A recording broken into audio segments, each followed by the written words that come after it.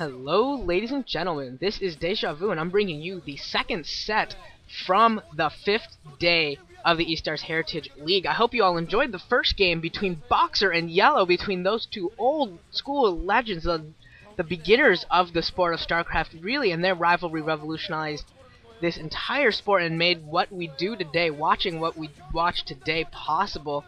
This is going to be a good game, I think, between Anytime and Tossgirl. Tossgirl in this tournament has shown that she's maybe not as poor a player as she sometimes gets a rap for, which I do acknowledge that I definitely have not given her as much credit as I could in these games.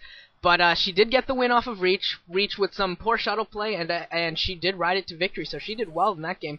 This is going to be against Anytime, another Protoss player from Air Force Ace. He's going to be starting off in the 2 o'clock position, and then Tossgirl is going to be starting out at the, let's call it the 8 o'clock position. I think this map is Python. So if she does get a win here, though, that would give her 2 wins, which would be pretty solid for her. Definitely better than I expected. I don't actually remember what the stats are for this group. I'll check it out after this game. But with 2 wins, she might actually be able to slip through, possibly, and get into the get the second spot in her group. And marry me, Tossgirl. I play Terran. Okay, that's not. I'm sure she gets 300 emails a day saying that, so not all that special. But yeah, Tossgirl has looked pretty decent against Boxer even yesterday. She was definitely looking very, very good. She definitely had a chance to win that game. Made one error in going for 2 port wraiths without cloaking, whereas Boxer went for 1 port wraith with cloaking, and with that cloaking he was able to outclass her with his wraith micro, and that ended up being the difference, really, in my opinion, of that game.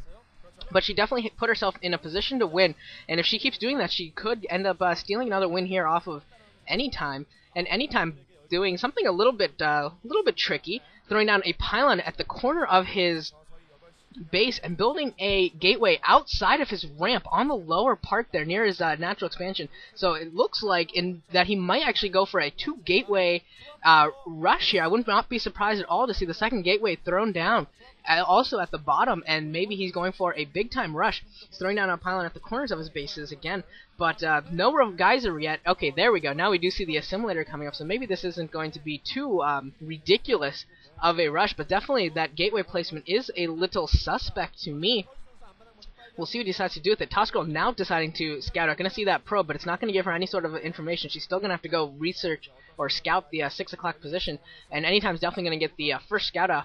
I did not see whether or not Tossgirl blocked off. She did not block it off yet, so Anytime is going to get a full scout in here, and Tossgirl's going to have to use the Marine that she produces in order to destroy this probe. And this probe actually harassing this SCV. If this SCV goes down, that would be the most unfortunate thing, and Tossgirl should really cancel that SCV and make sure that it does not come back across, otherwise she could lose it if Anytime decides to focus on it. We did see her against Yellow in her first game lose several SCVs to drones, 2 SCVs right off the bat, and then several others dying to while trying to produce a proxy factory. It was very unfortunate for her. It was very poor SCV micro at the beginning, and Yellow did very, very well to take that game almost purely on drones to start with anyways.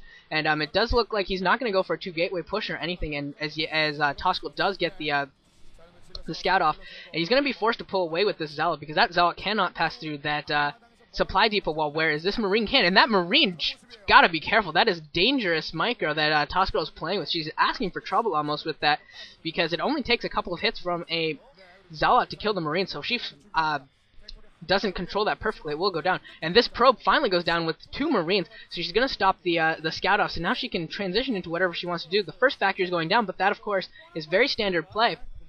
So now if she wants to do a 2 factory push or anything a little bit different, she certainly can. And this SCV is still alive in Anytime's base, attacking a pylon now. Don't think she should do that, because that's obviously going to alert Anytime that SCV is there. You never know, possibly Anytime forgot it was there or wasn't paying attention. That could be a few critical more seconds of scouting information, but now that SCV is going to go down to this Dragoon, and Anytime is also researching Dragoon range, and the second gateway has been placed inside of his base. So we're going to start off seeing 2 gateways pumping Dragoons. Now I'm interested to see where this Zealot is at the front. Yeah, that Zealot is still there.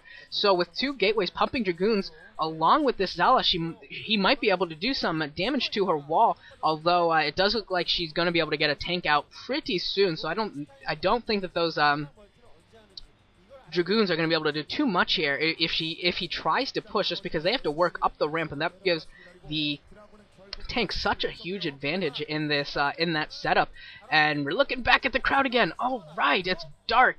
Awesome. All right, it looks like Anytime's just going to use his Dragoons to try and stop the scout. He really should stop the scout, and if that SCV gets in, it needs a couple more hits, and it's going to go down. Yeah, it does go down. The probe was also positioning itself just in case, if necessary, in order to take that down. Tossgirl's command center is almost finished inside of her base. Okay, that probe was actually building a nexus. I don't know if Tossgirl saw that. She might have actually seen that, which is good, which would give great scouting information to her. Anytime now pushing out with 3 Dragoons along with the Zealot that's already out there, but I don't think that this is going to be very successful with the siege tank already there, sieging up, although she's positioned that very, very close to her front. If Anytime does push up the ramp, he might be able to actually destroy that siege tank, since it is so close. Unfortunately, Anytime is not going to be pushing out, deciding to play a little bit more defensively here as he produces his robotics facility. Maybe fearing some mines or something along those lines, because if he had pushed, I think he had a potential to maybe take down that first tank, which would be a huge advantage to him. But instead he's going to play it a little bit safer, going to play a little bit more defensively and wait for his robotics facility, which probably will mean Reavers shortly, unless he suspects vulture mines, in which case we will see observers first. But Tossgirl getting her expansion up and running. Her expansion is actually up before Anytime's, which gives the Terran player a huge economic advantage. As we know, equal bases for a Terran player is always an advantage to the Terran player, no matter what the other race is. So Anytime's going to have to play some catch-up, going to have to do some damage.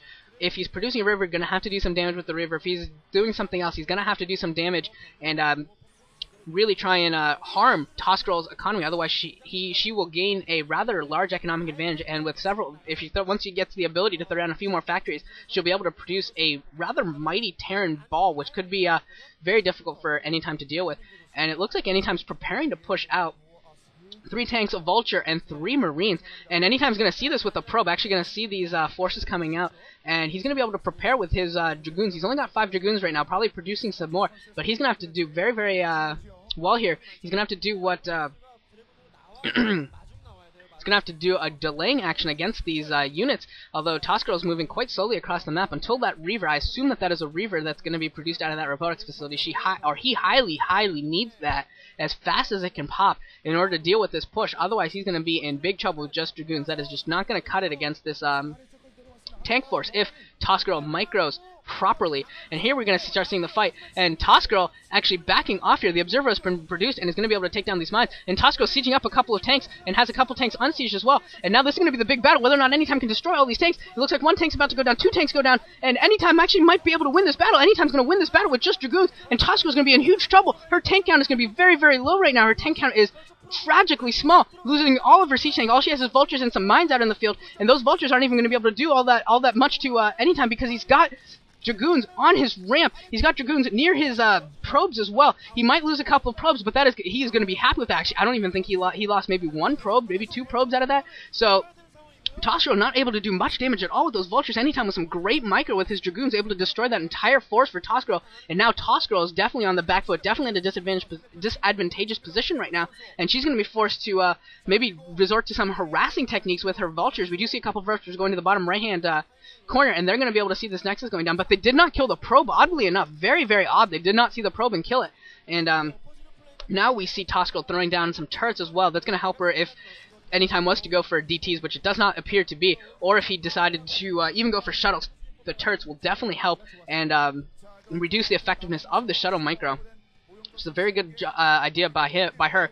And a Citadel of Adun and a Forge going to go up, so we're going to see some cannons probably be placed around along with upgrades in order to, and the cannons will be there to deal with harassing Vultures. The Citadel of Adun will be used to get to Templar Archives, probably going to transition into High Templar, I think, at this point, in order to deal with the mechanized army with a couple well-placed storms. We've seen that over and over again in PvT games, where a couple well-placed storms on tanks can absolutely eradicate a Terran army and do irreparable damage. And now we're seeing a command center built at the bottom of her base, along with a starport with a control tower. So that starport is probably going to produce a dropship, and she's going to take the bottom left pseudo-island expansion. It's